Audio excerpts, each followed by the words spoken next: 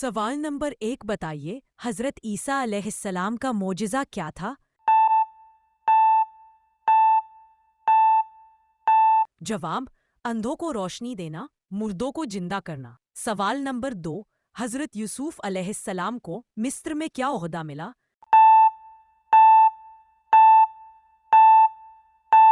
جواب: خزانوں کا وزیر۔ سوال نمبر 3 بتائیے کھڑے ہو کر پانی پینے سے کیوں منع کیا گیا ہے؟ جواب: کھڑے ہو کر پانی پینے سے اس لیے منع کیا گیا ہے کہ یہ طریقے میں خلاف ادب اور نقصان دہ ہو سکتا ہے۔ اسلام نے ہمیں بیٹھ کر تسلی سے اور تہذیب سے پانی پینے کی تعلیم دی ہے۔ حدیث شریف میں آت ہے جو کھڑے ہو کر پانی پی گیا تو اسے الٹی کر دو۔ سوال نمبر 4 بتائیے موت کیا ہے اور کیوں آتی ہے؟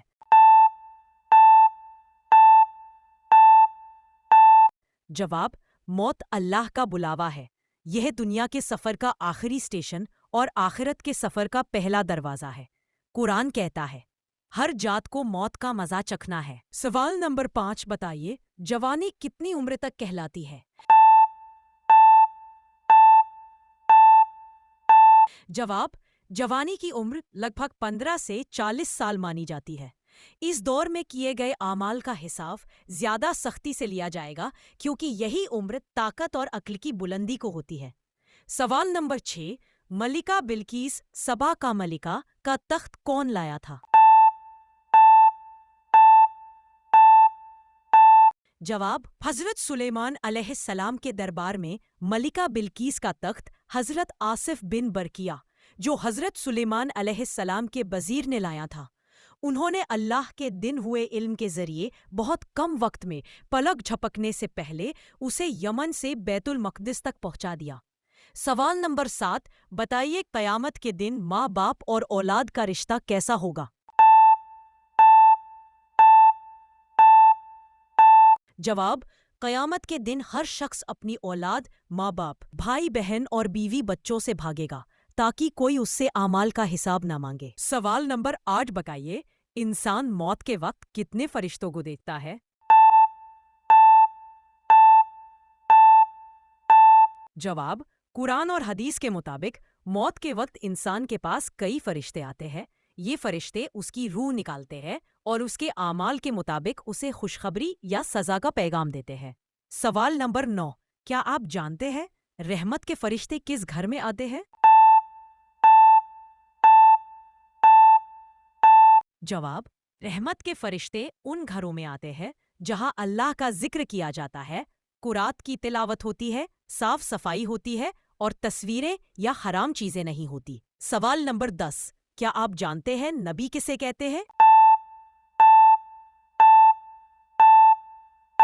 جواب: نبی اسے کہتے ہیں جسے اللہ تعالیٰ اپنی طرف سے وہی پیغام بھیجے تاکہ وہ اللہ کے احکام حکموں کی خبر لوگوں کی دو۔ نبی کا کام لوگوں کو اللہ کو عبادت اور نیک راہ پر بلانا ہوتا ہے۔ سوال نمبر 11 غزوہ طائف میں شہید ہونے والے مسلمانوں کی تعداد کتنی تھی؟ جواب: غزوہ طائف میں مسلمانوں کی شہادت کی تعداد مختلف روایت میں مختلف انداز سے بیان کی گئی ہے، لیکن اکثر تاریخی روایت کے مطابق تقریباً 12 مسلمان اس غزوے میں شہید ہوئے تھے۔ سوال نمبر 12 سائنٹسٹوں کے مطابق کون سا پانی زیادہ ہلکا ہوتا ہے؟ جواب: سائنٹسٹوں کے مطابق گرم پانی ہاٹ واٹر نسبتاً زیادہ ہلکا ہوتا ہے۔ اس کی وجہ یہ ہے کہ جب پانی کو گرم کیا جائے تو اس کے مالیکیولز تیزی سے حرکت کرنے لگتے ہیں جس سے وہ ایک دوسرے سے دور ہو جاتے ہیں۔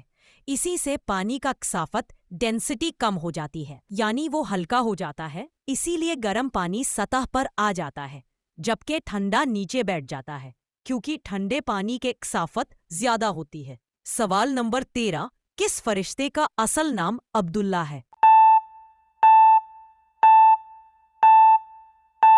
جواب: کچھ لوگ حضرت جبرائیل علیہ السلام کے بارے مانتے ہیں کہ ان کا اصل نام عبداللہ ہے، جبکہ عبداللہ فرشتے میں کسی کا نام نہیں کیونکہ یہ ایک انسانی نام ہے اور فرشتے انسان نہیں۔ سوال نمبر 14 शरीयत से सदका करने की क्या फजीलत आई है?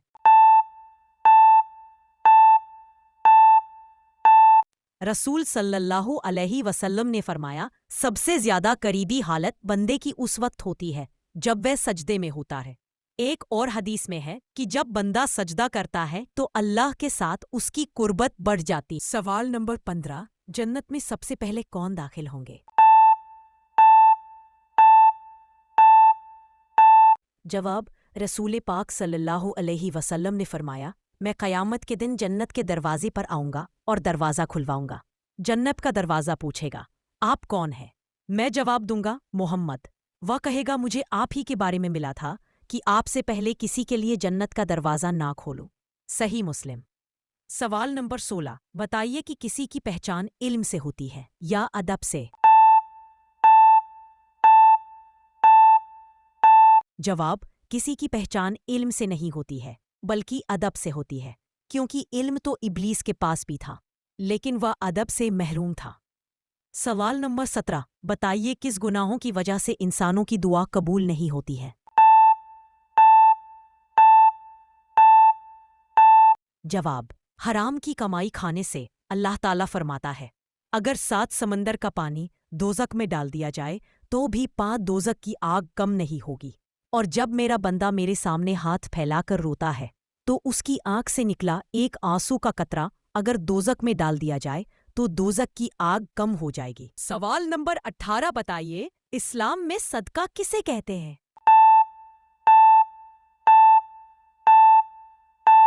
जवाब, सदका इस्लाम में एक ऐसा अमल है जिसके तहत मुसलमान अपनी खुशी से अल्लाह की रज़ा के लिए माल दौलत या कोई और चीज़ ज़रूरतमंदों को देते हैं। सदका की बुनियादी तारीफ यह है कि यह एक नेक अमल है जो इंसान अल्लाह ताला की खुशनुदी हासिल करने के लिए अंजाम देता है, चाहे वह माल की सूरत में हो या खाने की सूरत में या किसी और शक्ल में। सदका देने का मकसद सिर्फ अल्लाह की रज़ा हासिल करना और ज़रूरतमंदों की मदद करना होता है। सवाल नंबर 19, बताइए बच्चों का अकीका करना इस्लाम में कैसा है? जवाब, इस्लाम में अकीका करना एक मुस्तहब पसंदीदा अमल है और यह सुन्नत मुअक्किदा के दर्जे में आता है। अकीका उस खुशी के इजहार के तौर पर किया जाता है जब किसी के घर में बच्चा पैदा होता है। नबी करीम सल्लल्लाहु अलैहि वसल्लम ने इस अमल की तरगीब दी है और खुद भी अपनी औलाद का अकीका किया। सवाल नंबर 20, सबसे पहले खाना ए काबा पर गिलाफ किसने चढ़ाया? जवाब, सबसे पहले खाना ए काबा पर गिलाफ हज़रत इस्माईल अलैहिस्सलाम से मंसूब की जाती है। इस्लामी रिवायत के मुताबिक हज़रत इस्माईल अलैहिस्सलाम ने खाना ए काबा की तामीर अपने वालिद हज़रत इब्राहीम अलैहिस्सलाम के साथ मिलकर की थी और उसके बाद खाना ए काबा को गिलाफ से ढंकने का इब्तिदा की।